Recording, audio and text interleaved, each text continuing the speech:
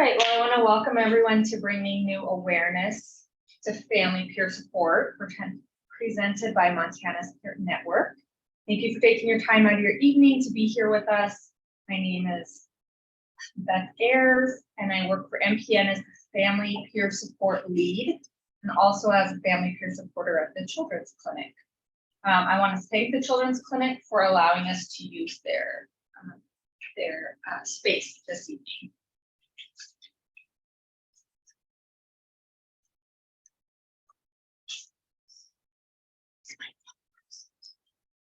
All right.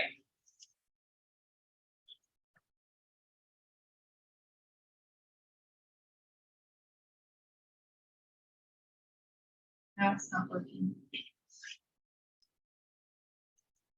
Hang on, guys.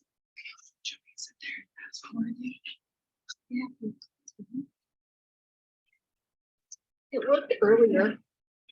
Okay. But you have a helper. I do. I have a helper now. I know how it goes. So that mouse isn't to that. Yeah.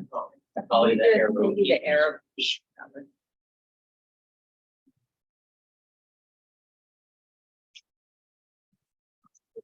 Okay. Okay. You can go ahead. Ready? Yep.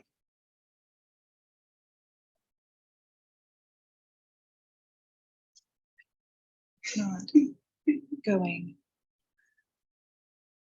Tonight we're going to have no show, folks. There we go.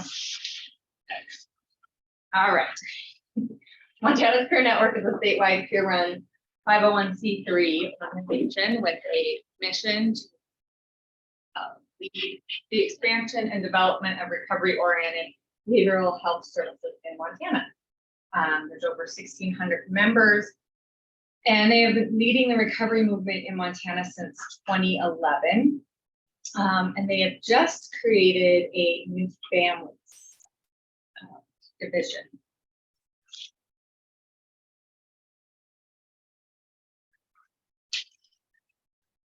All right, so what is, or actually, before I get into family peer support, if we just want to keep it right there for now, I wanted to share a little bit about how I've gotten involved with family peer support. So I have lived experience raising a child with a behavioral health challenge. My daughter's first inpatient psychiatric stay came when she was only 13. The next 2 years were filled with counseling and psychiatrist appointments, school meetings, multiple inpatient hospital stays, diagnoses, medication, different medication, more medication, and eventually residential treatment. Those years were also filled with fear and loneliness, guilt, anger, judgment, not knowing, grief, and sadness. Those years consisted of trying everything I could think of, fighting for services, and navigating the confusing and frustrating system.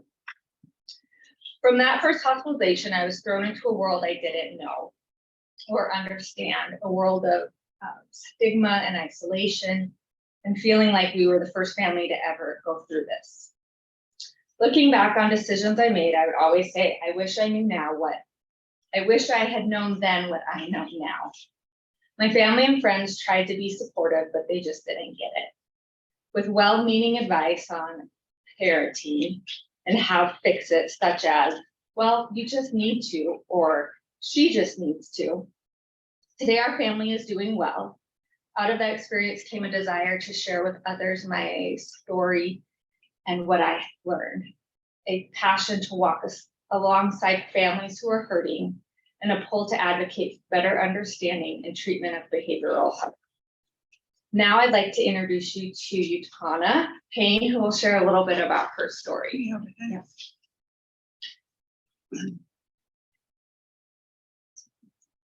Okay. Hi, I'm Utana Payne. Some of you, I think everybody in this room knows me. I don't know about everybody online. I have created a life now because I have lived experience as well with children with special needs, behavioral issues, mental illness.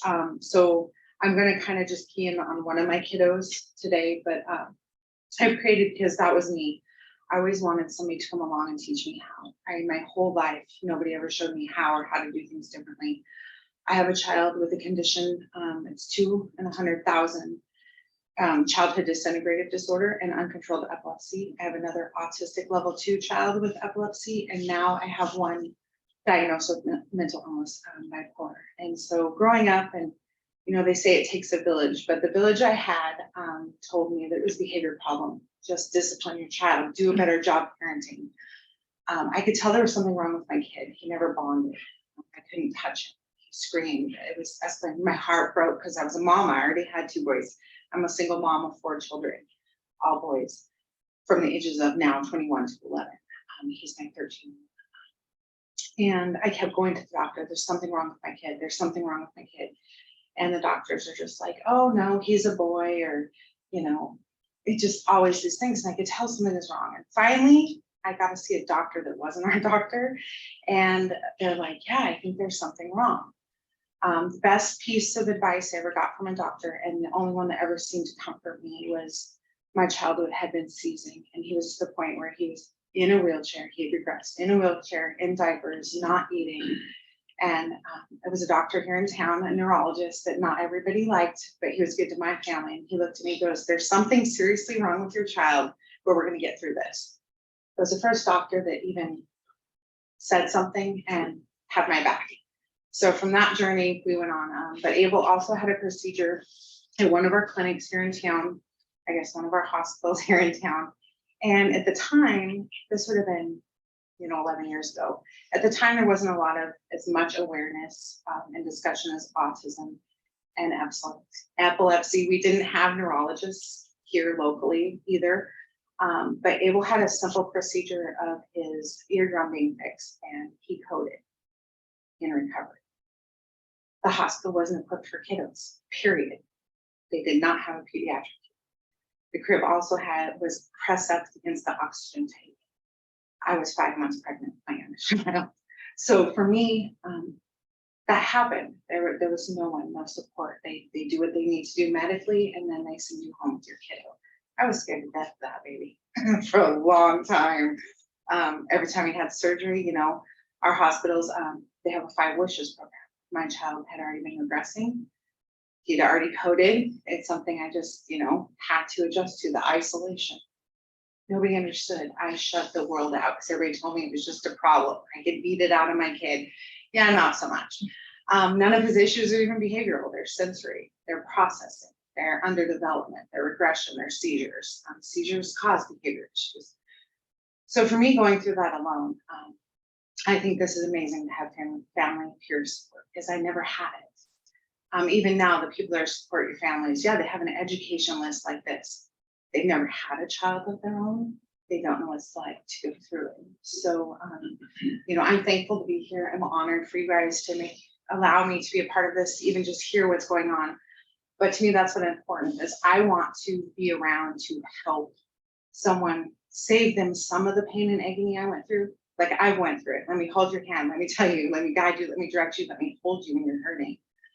That was something I always wished I had. So, that's why I've developed my business, my partnerships, is just, I want to teach the how and, try to take some of that pain and put some more healing back in the pain. So that's kind of what I bring to the table. So thank you guys. Thanks, Utana. Thank you, Donna. Thank you. Appreciate you being here. All right, so what is family peer support?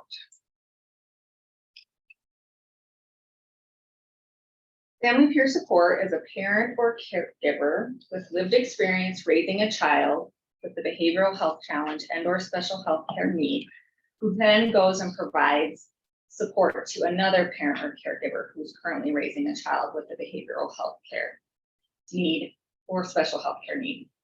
I want you to take note that the family peer supporter works directly with the parent or the caregiver, not the child. Unlike certified behavioral health peer support specialist, it is the child who has the behavioral health challenge and or special health care need. The parent may or may not have experienced behavioral health or special health care needs. So a few definitions to keep in mind as we go through this. We're defining family as a parent or caregiver. Child is defined as an individual under 21. Behavioral health includes mental health and substance use disorders, and then children and youth with special health care needs are children who have or are at increased risk for chronic physical, developmental, behavioral, or emotional conditions who require health and related services of a type or amount beyond that required by children generally. So what does a family peer supporter do? They actively listen. When talking with another parent with lived experience, all I have to say is my child can't get out of bed. And I'm frustrated and I'm tired of dealing with the school. And they get it. They hear me, they know exactly what I'm feeling. With people that haven't had that lived experience, in order to make them understand that depression or anxiety are chronic illnesses and not choices, I have to answer questions like, did they stay up too late? Or maybe they could put their alarm clock across the room to get up. They just don't understand that if I could fix it, I would. Peer supporters also offer support. The emotional support that was received for myself was invaluable. Folks around me reminded me that I was a good mom, that I was trying my best, that it wasn't my fault, that I can keep going even when I don't feel like I can, that there are people who support me, that I am not alone, that taking care of myself is okay, and that there is hope. Family peer supporters help navigate systems. I always felt one step behind, kind of like what Utana was talking about, and I didn't know the right questions to ask. I didn't really know what was happening. It reminds me of the saying that you don't know what you don't know. It helps to have somebody there who has walked through it before that can help you themselves. And then provide resources. Sharing their knowledge about and connecting a family to support groups, treatment, counseling, community resources, etc. I remember when my daughter was waiting to go into residential treatment, and a local organization gave me the phone number of some woman that I didn't know, who had had a child also in treatment. And so I called her, and just being able to talk to her about it, she shared with me her fears, her hope. One of the great pieces of advice that she gave me was to try to find a treatment center as close to home so that I could be a part of that treatment as much as possible. And that really helped. The parent or caregiver's wellness is often overlooked, along with their need for support and healing. Family peer support is not case management or social work. It does not take the place of therapy. It is one parent who is further along in the journey, walking alongside another parent down a challenging road, often feeling misunderstood and overwhelmed. All right, so the value of family peer support. I believe family peer support benefits everyone. Family, the child, the providers, and the overall healthcare system. So to the family. With family peer support, the family receives, should zoom in, there we go. They receive connection. Oftentimes families can feel alone. I know I felt like I was walking a path alone that no one else had ever walked before. With a family peer supporter, the family has someone who has walked before them and can walk beside them. They can connect the family to a community of people who are experiencing or have experienced similar challenges. The family gains skills and knowledge. A family peer supporter can help the family understand behavioral health challenges, special health care needs, treatment options, ways to support their child, self-care strategies, and more. The family gains emotional support.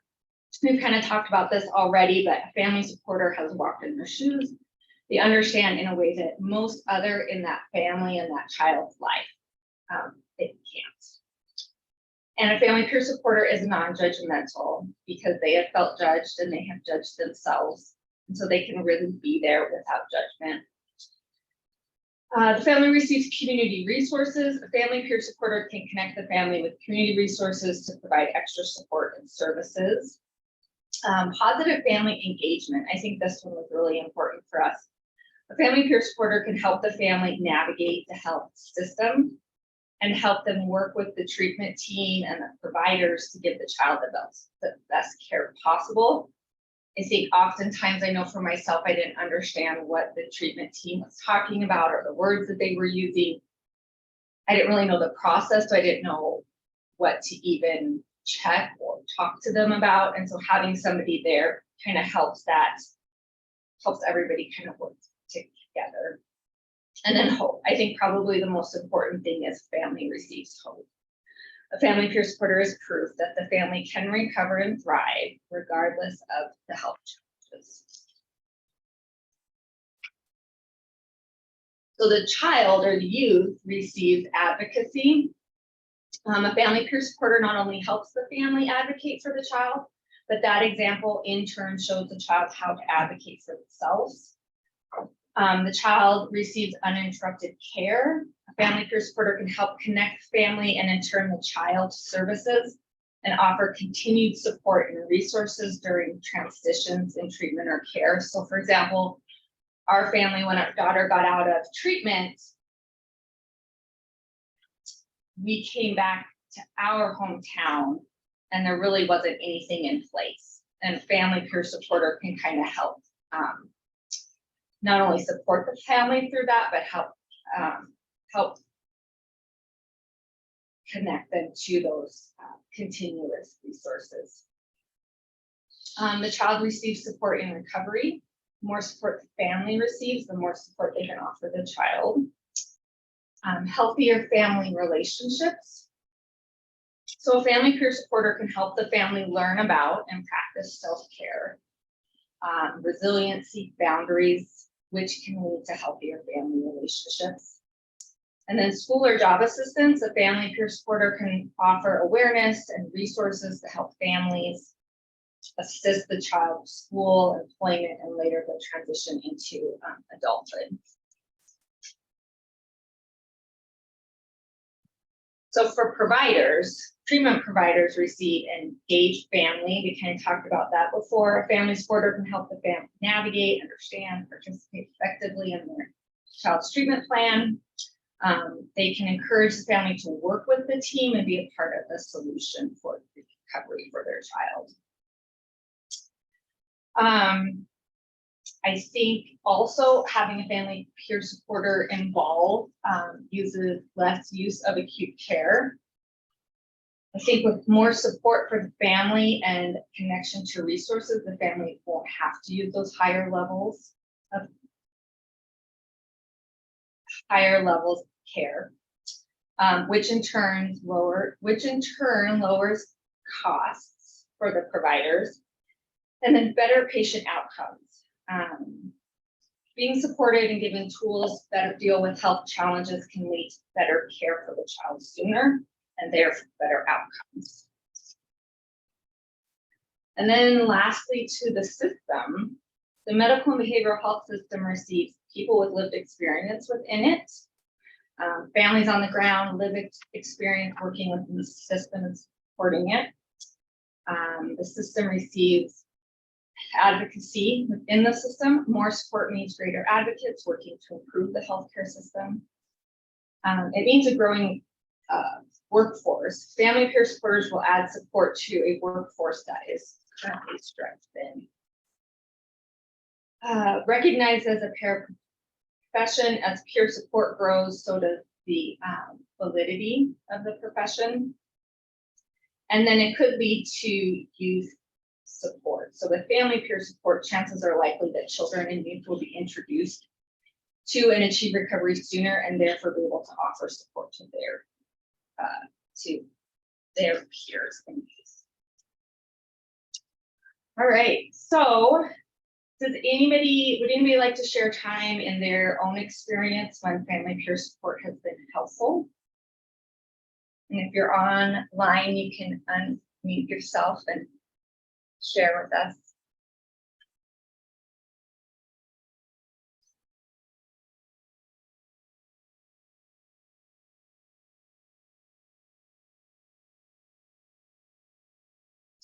Has anyone been able to have a family peer supporter, and how did that help? I see people shaking their heads. All right, are there any questions about family peer support before I move on? All right, There are some chat, Yep, I'm looking. are they, we'll look at the chat real quick. I'm managing it. We're good. Okay. Thank you, Andy. All right, so the Family Peer Support Task Force. So I think the Family Peer Support Task Force is a good example of change within the system. It was formed in September 2022. It's anticipated to last a year. Meetings are held virtually the second Wednesday of each month, and we meet everyone there. We meet providers, families, family peer supporters, pretty much everyone. The Family Peer Support Task Force purpose is to identify the needs and develop the fundamental elements necessary to grow and maintain a sustainable family peer support workforce in Montana. So Montana currently has many organizations and individuals that provide family peer support. However, we often work separately and aren't connected to each other. Montana also does not have certification or required training for family peer supporters, and our work is not reimbursable by Medicaid. So the goals of the task force are to define family peer support's scope of practice and code of ethics, to develop family peer support core competencies and training standards, and 3, to determine continuing education credits and clinical supervision. One thing about the Family Peer Support Task Force that is unique is that we are bringing together families and providers of children with all special health care, including mental health and substance use disorders. The Family Peer Support Task Force is doing great work. In a couple months, we'll be reviewing scope of practice and code of ethics, and trying to put together our own for Montana. Is there any questions about the Family Peer Support Task Force?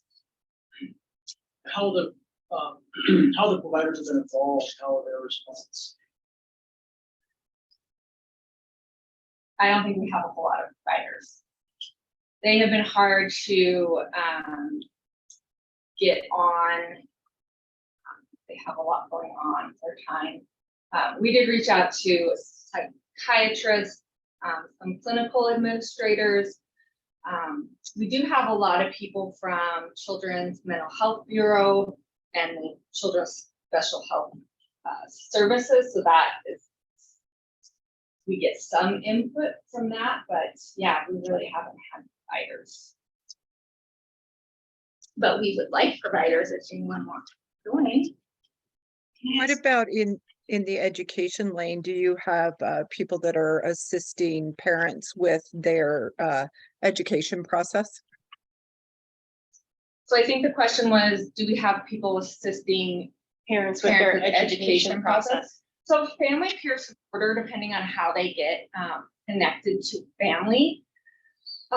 So for instance, I work at the Children's Clinic, and there are a couple families who have me come with them to help navigate their child's 504, talk to the school, kind of maybe try to put some, try to maybe think outside of the box a little bit on how to help their child. So it can, a family peer supporter can really help in any situation. Does that answer your question? Okay. I have a question. Yeah. What I know that you said that, the person that has the, and I don't know all of the terminology, so excuse me, but the person that has the issue is not the person that's actually, peer supporting each other. Receiving the support, correct? So, what are the challenges with regard to that difference versus the certification that was fought hard for and received for peer-to-peer certification in Montana? So I think the support is the same. With the behavioral health, it's a person experiencing or having had experienced behavioral health challenges is helping another person. Whereas here it's one person whose child has is helping the other person whose child has. So it's the same, they have the same experience. It's just, yeah, the child is the one that has the behavioral health challenge.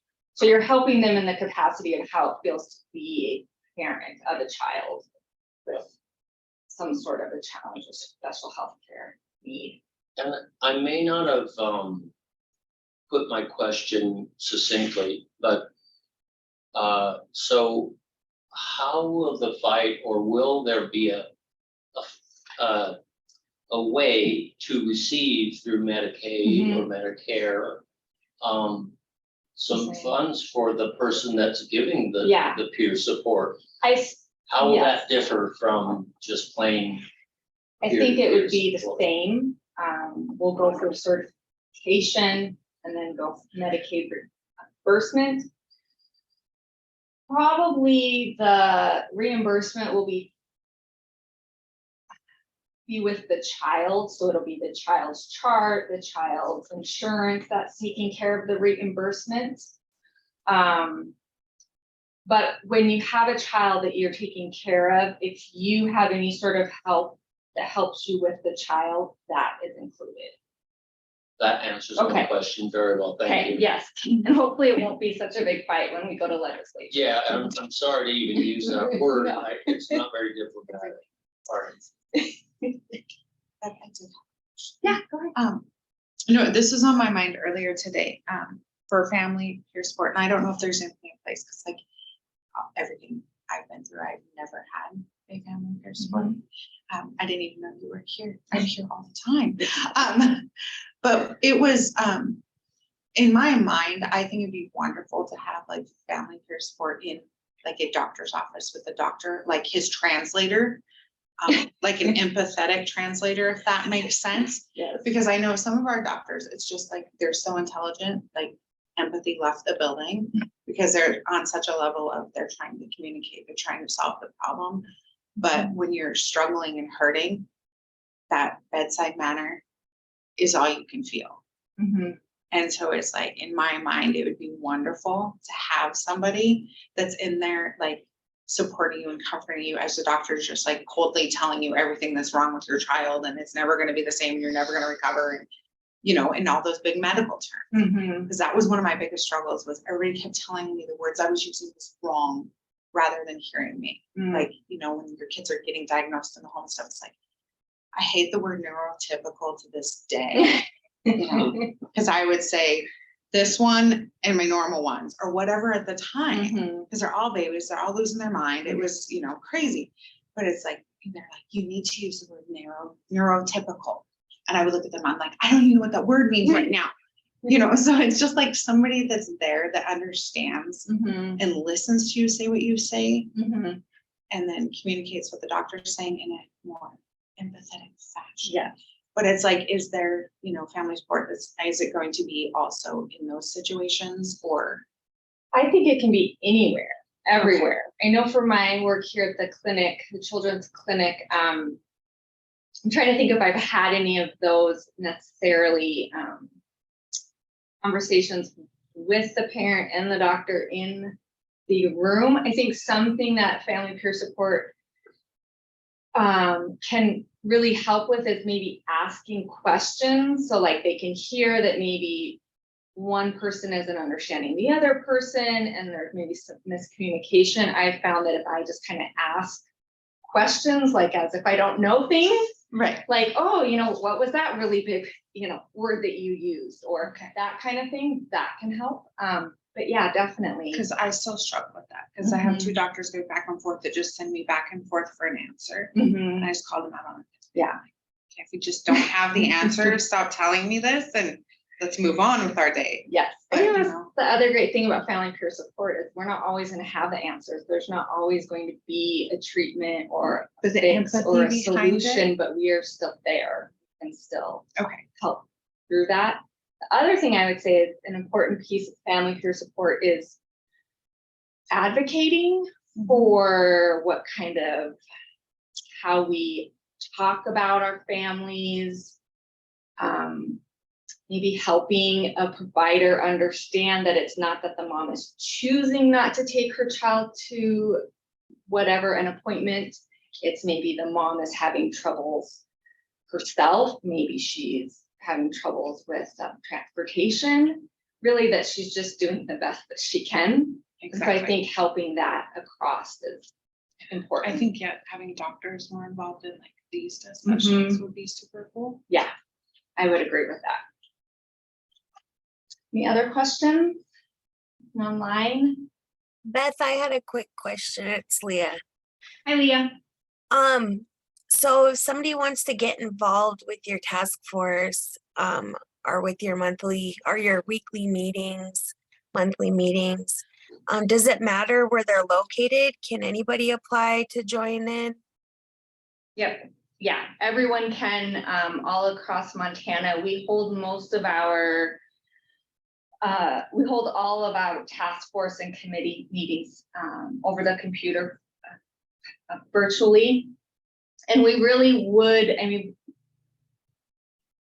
I would also say I would encourage people from all across Montana to get involved, because that's the other part. Not only do we need families and providers, but we also need people from the smaller cities and bigger cities and the places that don't even have a town, so yeah, everybody. Anything else? All right. So now we'll talk about the committee and the membership. So MPN has a family support action committee. It was created to support the workforce of the Family Peer Support Task Force, to support the work of the Family Peer Support Task Force, to advance family peer support in Montana through certification and education, to create sustainability for family peer support, to grow a statewide network of families, and to advocate for family peer support and for families. This work is not new. National certification for family peer support was established in 2012. And as of 2020, 25 states have a certified family peer support certification, including everybody around us. So North Dakota, Colorado, Idaho, Utah, Oregon, Washington. So it's about time that we start following their lead. So using the toolkit that will be created by the Family Peer Support Task Force, and any data that we collect through MPN's current Family Peer Support project, the MPN Family Support Committee hopes to bring a bill for certification before the 2025 legislature. We want to see family peer support reimbursed by Medicaid and other payer sources. And most of all, we want to see family peer supporters everywhere children and families are. So MPN is excited for what the future holds for family peer support in Montana, and we hope that you will join us. So tonight is the kickoff of MPN's new family membership. My screen is super slow. Okay. The membership is free. It will be a group of us that identify as parents and caregivers of a child with a behavioral health challenge and or special health care need, who seek wellness for ourselves, our family, and our child. We're going to share information, provide family and peer support, advocate with a united voice, and hopefully improve system from all places across Montana.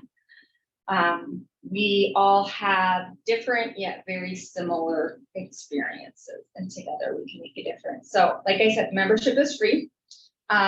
Membership comes with monthly printed newsletters, free ticket to the MPN's recovery conference, family support guide, family division sticker, access to support for families and family peer supporters, and access to the family forum on our website. And I think most importantly, you get to be a part of a community of families with common experiences. So if you sign up tonight here in person, we have gift bags. Is there any questions about the family support committee or membership?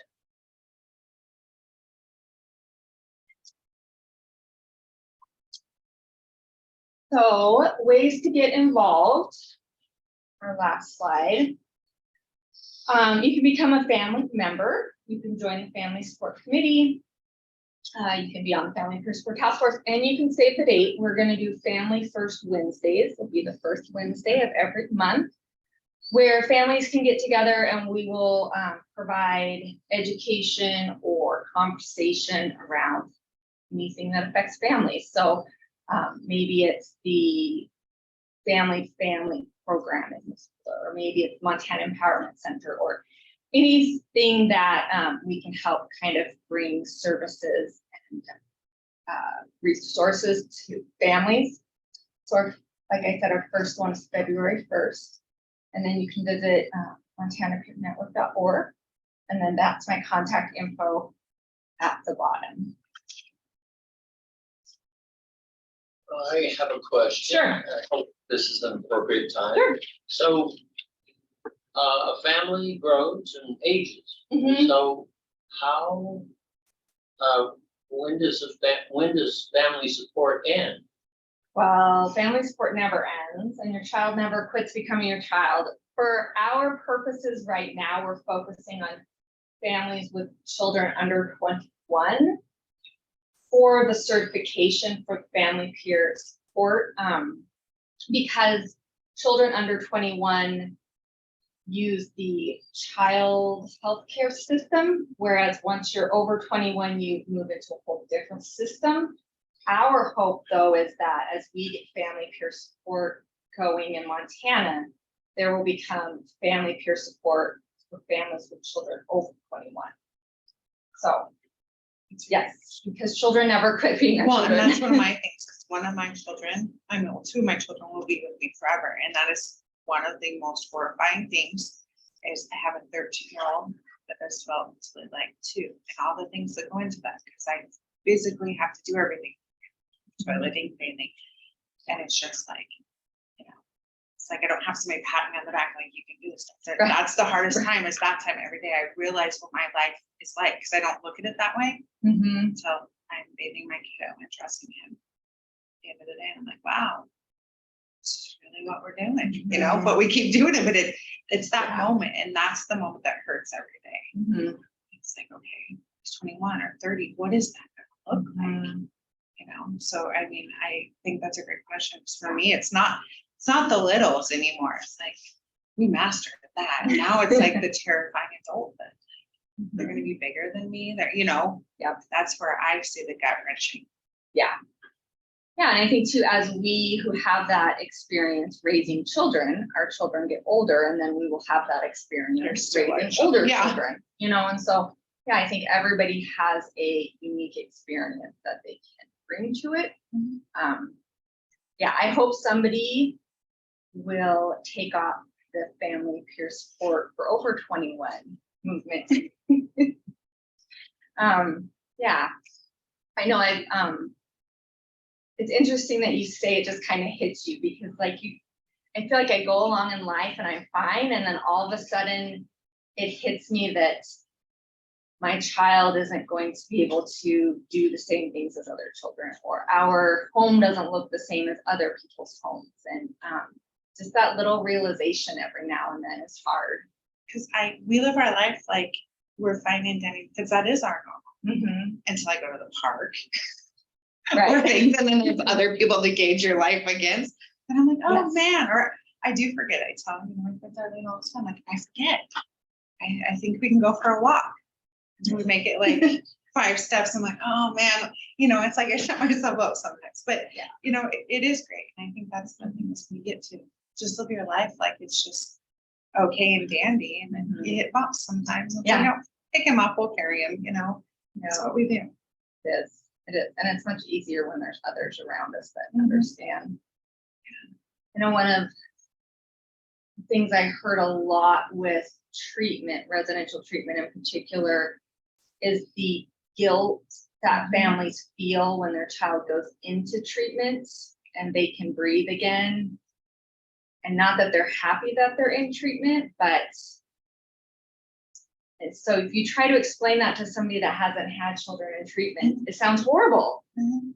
But when you can sit there with somebody else, they, understand it. And I thought of one other thing, because you were talking about family peer support. One of the greatest supports we had at the time, because I have 2 kiddos, one's neurotypical, I'll use it because we're being recorded. So he's just now 15, Matt is 13. They're less than 2 years apart, but they're, over a decade. And so there was a thing called SIP Shop. Mhm. But it used to be like an intense, like regular fun Yes. activity. And it's like, I think that's a really key important thing because, he's lived this his whole life, but he doesn't want to get it and he needs something because it's always about the wellness. It's always about the wellness needing Yes. more attention. And, that kiddo's lost in the shuffle. I know. And I think there's trauma that is involved Oh, yeah. anytime there's a special health care need or behavioral health care, and not just for us as parents or the child that is experiencing it, but for the other children in the home too. I think if I were to picture a perfect world, the family would have family peer support, parents would have parents. The youth or child that have special health care need or behavioral will also have support from children who are also experiencing things, and then other people in the family, the children. And we have siblings would. on small things. My teenager, he saw that. He did have a support group for a while Mhm. as a teenager. Like, let's all get together and talk about how messed up our lives are, and that's kind of what I do have a little bit of that in the library for those teens. It's like, Yeah. I think the prevention of creating more mentally ill and kiddos needing recovery, let's jump in there, and prevent some of that. I think the other thing that comes to mind too is often the child will go and receive treatment outside of the home, but then they come back to the same home, and that can be hard on everyone. And so if you can have the treatment for the child and then you can have people at home supporting family and help them, then, that treatment is going to be better, more successful if the whole family's working together. Because that's when the trauma, when the unknown and the change, either end, it's going to be an issue. So Yeah. for family. Yeah, any other questions from anyone here in person or on over Zoom? I do have another question. Like, I worked somewhere that had a department with personal care attendants. And if a person could find somebody that would take care of their needs, Medicaid would pay for that. Is that the case with anyone with a child with an issue? Is there any reason why they can't be facilitated in some way via that? There are programs out there. I'm not as familiar, but there is respite care programs where someone is shaking You their have to be head. on the waiver. To be on the paid waiver for my versus- child. Okay. He's over $1 million at the point. everything on platform, wheelchairs, whatever. He finally got on the waiver last year. Okay, spent the whole thing on the chairlifts and took me install in the house, which I despised. For the first week, I worked forever and a day, a decade to get those, and I despised them. But you have to jump through the hoops. You have to go to court for disability. You have to do all those gut-wrenching things. It took me a decade. It was on a wait list. They changed it. There are certain programs we get, like family support specialists, that I can talk to and help me kind of navigate things a little bit. But for my family, we were one of those people that fell through the cracks. Like, if you're hardworking, you got a job, you shop every day, you do those things. It was more difficult. Medicaid was a challenge. I had to pay for those first years and those first surgeries out of pocket. So there are things, but you have to meet all the check marks. You have to wait your time. My second kid's coming up this year for the waiver as well, which does cover respite. There is things with Medicaid. If you're disabled, you have to be legally disabled to get the special things. I do get some PCA in-home care, limited hours for, like prepping stuff, because they're kids. Yeah, personal care assistant at home, and things like that. But those are hard to find as well. I was actually told by someone to check Craigslist. Oh, wow.